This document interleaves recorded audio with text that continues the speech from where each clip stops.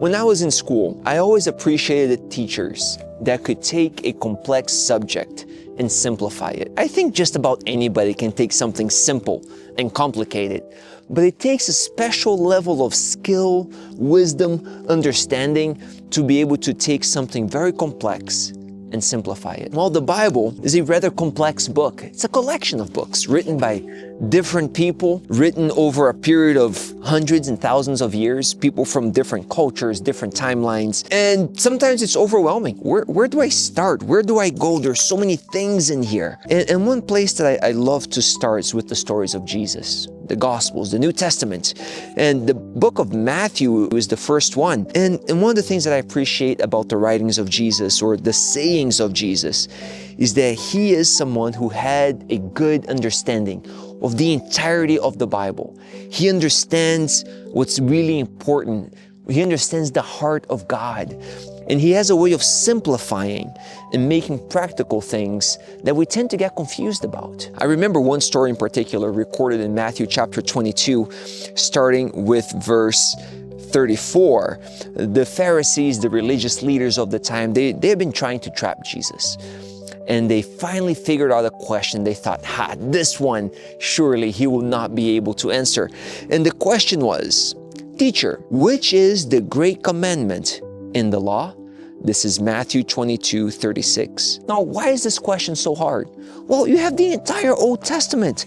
It's full of laws and instructions. How can you possibly choose one? How can you put one above another? How could you summarize this whole thing and simplify it? They thought this was an impossible task. This is something people have been arguing over for, as long as the Bible has been around. Yet Jesus had a masterful way of explaining this.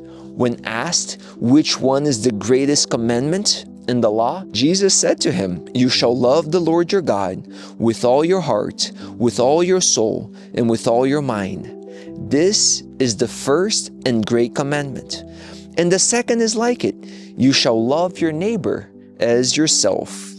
On these two commandments hang all the law and the prophets." What an incredible way of summarizing the law. Jesus says, yes, take all of the writings of the Old Testament. Take everything that Moses wrote down, the history, their interactions with God, all the guidelines. And he says you can summarize it all in saying, love God above everything else with all your heart, with all your soul, with all your strength, with all your mind, and then love your neighbor as yourself. But could it be this simple? Really? Summarize this whole book in two simple commandments: love God above everything else, and then love your neighbor as yourself. Some people may call this a cheap gospel or a watering down of the Bible, but I would disagree. These are the words of Jesus after all. So I don't think that Jesus made a mistake. I don't think anybody would claim that, but the way people talk sometimes, it's almost as if they're hinting at that. I think the challenge is we don't understand love. We don't know what it means to love God with all of our heart, with all of our mind, with all of our soul, with everything. And a lot of us, let's be honest, we don't love ourselves that much. So loving our neighbors as ourselves doesn't necessarily mean that much love, right? That much compassion. How compassionate are you with yourself, with your mistakes? What's your self-talk like? So because of our human experience, we downgrade Jesus' words. We miss what he meant by what he said, and we interpret it through the lens of our experiences, and it seems too simple, too easy. So how do we solve that? I think the solution is we continue to study the Bible. It's kind of like going on a hike. You're looking at the flowers, you're looking at the fall colors, you're looking at the mountains and the clouds, and you're enjoying the sunshine, and you're listening for the sound of nature, and you're just on this journey, appreciating, learning. And sometimes it's easy, and sometimes it's harder. Sometimes the weather is just perfect. Sometimes it's rainy or cold or too hot. Sometimes it's the best time of your life, and you feel strong and energetic, like you could walk for days. And sometimes you're exhausted, and you can't wait to stop. And when is this hike gonna end? So what I mean by all of this is that as we study the Bible, as we continue to read about the life of Jesus, what He did, how He lived, the writings of others here in the Bible, we begin to get a clearer picture of what Jesus meant by what He said. For example, Jesus was not creating some new commandment, inventing something brand new. Jesus was quoting from Deuteronomy 6:5, is where God tells Israel that to love Him with all of their hearts, where it's talking about loving our neighbors as ourselves. God had been telling His people this for years. So Jesus is not saying something new. He's still helping us understand, still helping the children of Israel understand in this specific context what God has been trying to tell them from the very beginning. God's plan always was for us to love Him supremely above everything else and our neighbors as ourselves. But because we don't know what that looks like, He has all these other laws in place to help people find out what is the loving thing to do. For example, the loving thing to do is to be honest, right? You should not bear false witness. The loving thing to do is not to covet your neighbor's things. It's perfectly fine for you to want to grow and to develop yourself further and to have goals in life, but not for you to want exactly what your neighbor has. God explained how we shouldn't have any other gods. So all of these commandments, all of these laws and teachings, they're really helping us understand what Jesus clarified and simplified here with His answer, that our role in life is to love God supremely above everything else and with all that we have, and then love our neighbors as ourselves. The journey part is discovering what does that look like. I'm still learning what love is. I had some understanding of what love was when I was younger, and I loved my mom, and I loved my dad, and I loved my sister, and that gave me an understanding. As I got older and I got married, well, now I love my wife, and that's a slightly different kind of love. It's love, and it's all of the other things plus something different.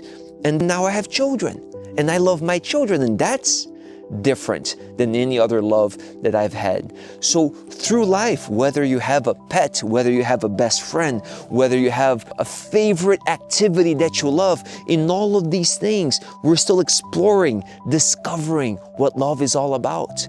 I believe this will last a lifetime. But the Bible also has some great insights that help us grow in our understanding of not only what love is, but what does loving God look like, and what does loving my neighbor as myself look like? One of the ways that we can understand what Jesus meant a little bit better is by actually looking at the passages that He was quoting. So one of them was Deuteronomy chapter 6. So when we read it in its context, we get an idea of what Jesus was referencing. So it says, "Now this is the commandment, and these are the statutes and judgments which the Lord your God has commanded to teach you, that you may observe them in the land which you are crossing over to possess." So this is interesting. God is giving them the land before the obedience. But He says, as you go there, as you enjoy the freedom, the land, these things that I'm giving to you as a gift, here is how you should live to get the most out of life. And it says that you may fear the Lord your God, keep all of His statutes, His commandments, which I command you, you and your son and your grandson, all the days of your life, and that your days may be prolonged, so you can have a longer life when you are following the guidelines that God has for us. Therefore, hear, O Israel, and be careful to observe it, that it may be well with you, that you may multiply greatly, as the Lord God of your fathers has promised you, a land flowing with milk and honey. And then we get to the words that Jesus was quoting. Hear, O Israel, the Lord our God, the Lord is one. You shall love the Lord your God with all your heart, with all your soul, with all your strength. And these words which I command you today shall be in your heart. Jesus meant that for us to understand the love of God means for us to have God's guidance, right? His instructions in our heart. You shall teach them diligently to your children. You shall talk of them when you sit in your house, when you walk by the way, when you lie down, when you rise up. You shall bind them as a sign in your hand. They shall be as frontlets between your eyes. You shall write them on the doorposts of your house and on your gates. The idea here is not to literally just write it everywhere, but to have it as a part of your home, to have it as a part of your conversation, your interactions with your children, with others. When you come into your home, there's that reminder of God's guidance and God's protection and how God provides. So the law and the love for God, it's not just about rules. It's about an understanding of who God is. It's about living our lives in a way that we're always keeping in mind our connection with God, what He has done for us, what He promises to give us, what He promised to give to our fathers. And then we pass this on to our children. And then this is how we grow. This is how we get to know God. This is part of what it means to love God above everything else, with all of our heart, with all of our soul, with all of our strength. Jesus is giving us a hint by quoting from the Old Testament. And when we familiarize ourselves with the story, with what God did for Israel and how He blessed them and provided for them, we become more aware of God's love for us, what He's willing to do for us. And this is all part of that journey, of that hike, where you're learning and growing, but it's all seen through the lens of love. It's all understood as an expression of love for God. This is not behaving trying to receive love. This is not me trying to be worthy of God's love. This is me understanding how big, how deep, how wide God's love is, and then the impact that that has in my life. As I reflect on it, it shapes me by love, not by my efforts, but by what God has started and what He continues to do in my life. So I shared some things about loving God. I shared about the Old Testament and the law and how it's not just a list of rules, but rather the interactions that God's people have had with Him throughout the years. But I wanted to share something also from the New Testament. Paul summarizes and expands a little bit. So he repeats and expands a little bit in the words of Jesus, and this is found in Romans chapter 13, verse 9. In Romans 13, verse 9, it says the following. I'll start with verse 8. Owe no one except to love one another, for he who loves another has fulfilled the law. So here is Paul in the letter to the Romans repeating what Jesus said earlier. Verse 9, for the commandments, you shall not commit adultery, you shall not murder, you shall not steal, you shall not bear false witness, you shall not covet. And if there is any other commandment, are all summed up in the saying, namely, you shall love your neighbor as yourself. The same words that Jesus spoke, quoting from Leviticus. Love does no harm to a neighbor. Therefore, love is the fulfillment of the law. As we continue on our journey, as you continue on this hike, right? As you continue through life, through the study of the Bible, making friends, growing old, gaining experience, we continue to learn and to develop and to grow in our understanding of what love is. In a practical sense, what does it mean to love God with everything that I have in all of my being? And then what does it mean for me to love my neighbor as myself? And even for me to learn to love myself is a journey. But it's okay. We're not in a hurry.